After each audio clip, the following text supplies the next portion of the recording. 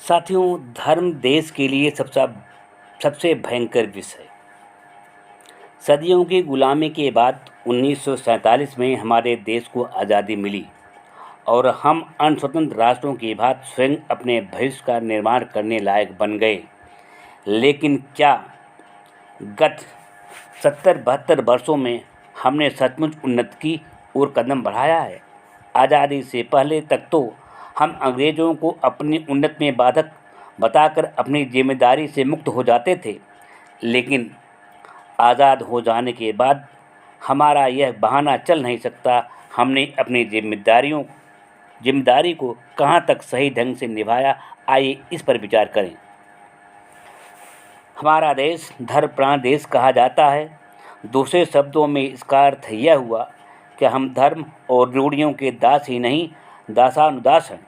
हमारे यहाँ तो जितना अधिक ढोंगी और पाखंडी होता है, वह उतना ही अधिक सिद्ध महात्मा समझा जाता है।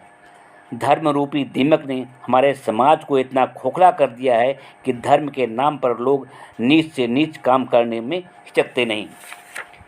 इसीलिए तो आज़ाद होते ही हमने जो पहला काम किया वह था अपने देश की दास्ता की जंजीरों से मुक्ति दिलाने वाले कि धर्म के नाम पर हत्या करने का। स्वतंत्रता प्राप्त के बाद उन्नति की ओर शायद यही हमारा पहला कदम था। धर्म ने संसार में कितना खून खराबा किया और उसकी आड़ में कैसे कैसे पाशविक अत्याचार हुए, इसका कोई हिसाब नहीं। लेकिन यदि हम इतिहास के उन पृष्ठों को छोड़ भी दें और अपने देश में हुए हाल के अत्याचारों को लें जो आए दिन धर्मांधता के कारण होते रहे हैं, तो हमारा सिर लज्जा से नीचे झुक जाता है। धर्म के नशे में चूर होकर इंसान किस प्रकार हैवान से भी बदतर हो जाता है, इसकी मिसाल के लिए हमें दूर जाने की ज़रूरत नहीं। हमारी आज़ादी के बाद इतिहास में मानव रक्त की इतनी गंध आ रही है कि उसकी सराहना से देश का स्वतंत्र वातावरण विषाक्त हो गया है।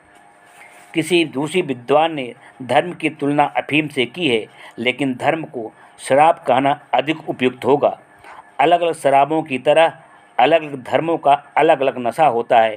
किसी का शैंपेन की तरह हल्का, किसी का व्हिस्की की तरह तेज और कुछ का व्हिस्की से भी तेज़ी से आगे बढ़ा हुआ ठर्रे जैसा है। लेकिन शराब चाहे कितनी भी अच्छी बोतल में क्यों न भरी हो, रहेगी वह शराब।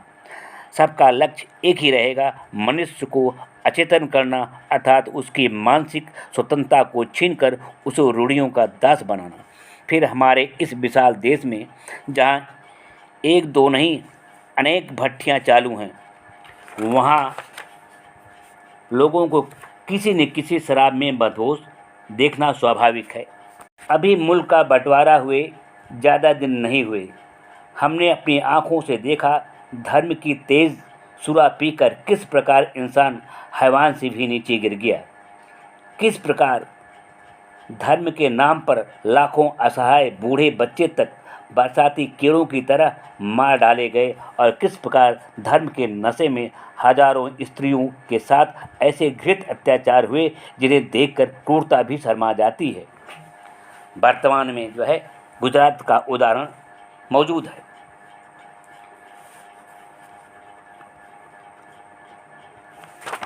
यही नहीं, एक धर्मांध हिंदू ने तो महात्मा गांधी की हत्या करके अपने धर्म की रक्षा बड़े मौके से कर ली, नहीं तो चारों वेदों और पुराणों की महत्ता की लुप्त हो गई होती।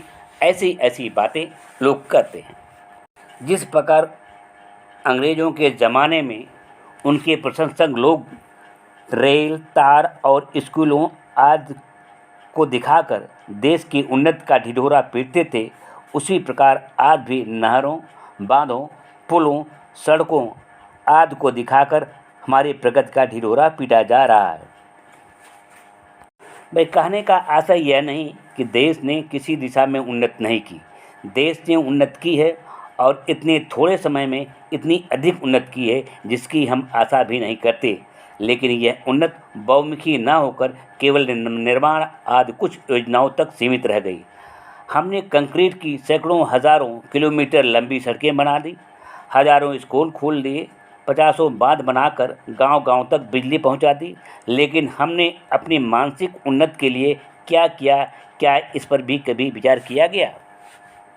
क्या इन भौतिक सुविधाओं को जनसाधारण तक पहुंचा देना ही हमारी स्वतंत्रता का लक्ष्य है, या हम अपनी उन रूढ़ियों और कुत्सित संस्कारों को दूर करने की भी कोई योजना बनाने का प्रयत्न किए, जिनके द्वारा हम सदियों से देवी देवताओं, पीर पैगंबरों तथा मुल्ला पंडितों और कथित योगियों और महात्माओं की गुलामी करते आ रहे हैं? जिस देश में धर्म के नाम पर देश की आज़ादी की लड़ाई का नेतृत्व करने वालों की हत्या कर दी जाए, जहां इंसान को कुत्ते बिल्ली से भी बदतर समझकर उनके स्पर्श को भी पाप समझा जाए, जहां जवान स्त्रियों को पति की मृत्यु के बाद जीवन भर वैधव्य का जीवन बिताने पर विवश किया जाए, जहां भालू से अपने पूर्वजों का संबंध जोड़ा जाता हो, जहां धार्मिक भावनाओं के कारण जंगली जानवरों से अपना खेत चराकर अपने गरीब भाइयों को अन्न के लिए तड़पा तड़पा मर जाने की व्यवस्था हो, वहाँ क्या केवल विदेशी शासन के चले जाने पर स्वतंत्रता का वातावरण उत्पन्न हो सकता है? जहाँ 33 करोड़ देवी देवता हमारी छाती पर सवार होकर हमसे बिना पैसे की गुलामी करवा रहे हों, वहाँ से क्या अगर अंग्रेज शासक चले भी गए तो क्या फर्क पड़ गया? हमारे संविधान निर्माताओं ने इस देश को धर्मनिरपेक्ष राष्ट्र घोषित किया, लेकिन यहाँ धर्मनिरपेक्षता किस तरह अमल में लाई गई, इसके नित्य ही नए नए उदाहरण हमारे सामने आते हैं। अभी हाल में हमने धर्म के नाम पर अपने प्रधानमंत्री इंदिरा गांधी की निर्मम हत्या करके दिखा दिया कि हम कितने धर्मनिरपेक्ष हैं। आज हम देखते हैं कि हमारे यहाँ तो बांध बनते हैं और उनका उद्घाटन तक बिना पूजा पाठ के नहीं होता है। नई योजनाएं बिना मुहूर्त निकाले शुरू नहीं की जाती हैं, तो ऐसा कौन आँख का अंधा होगा जिस पर यह स्पष्ट न हो जाता हो कि धर्मनिरपेक्षता का यह ढोंग केवल कागज पर ही है। स्पष्ट बात तो यह है कि हम राजनीतिक दास्ता से तो अवश्य मुक्त हो गए, लेकिन धार्मिक दास्ता और रूढ़वादी परंपराएं हमें अपने जंजीरों में आज भी जकड़ी। जब तक हम अपनी पुरानी रूढ़ियों तथा धार्मिक दास्ता को अपनी संस्कृति समझकर मानसिक गुलामी का भार ढोते रहेंगे, तब तक हमें आर्थिक गुलामी से मुक्त होकर भी गुलाम ही बने रहेंगे। हमारा समाज आज अवगुणों की खान बन गया है।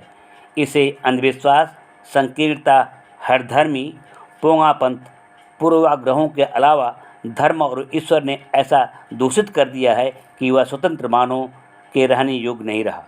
जहाँ पत्थर को देवता, पशु को अपना पूर्वज, इंसान को पशु से भी बदतर समझा जाता हो, जहाँ स्त्रियों के जीवन पर्यंत सतीत्व और पति सेवा का पाठ पढ़ाकर गुलाम बनाए रखने का व्यापार चलता हो, जहाँ अन्न के एक एक दाने के लिए तड़प तड़प कर जान देने वालों की और ध्यान न देकर न जाने कितने अन्न हवन कुंड में फूंक दिया जाता हो, जहाँ पढ़ लिख कर भी मनुष्य एक कल्पित ईश्वर के आगे नाक रगड़कर भीख मांगता हो, वहाँ मानसिक स्वतंत्रता की कल्पना करना ही फिजूल है। जिस समाज के पुरुष अपने को भगवान की सखी मानकर हिजड़ों का जैसा व्यवहार करते हों, वहाँ ऐसे सड़े गले समाज को एकदम मूलोच्छेद करके उसे फिर से नया रूप देना होगा, जहाँ मानव को अपनी विद्या और बुद्धि पर पूरा विश्वास हो, जहाँ वह अपनी शक्ति को जन कल्याण में लगाने में तत्पर हो।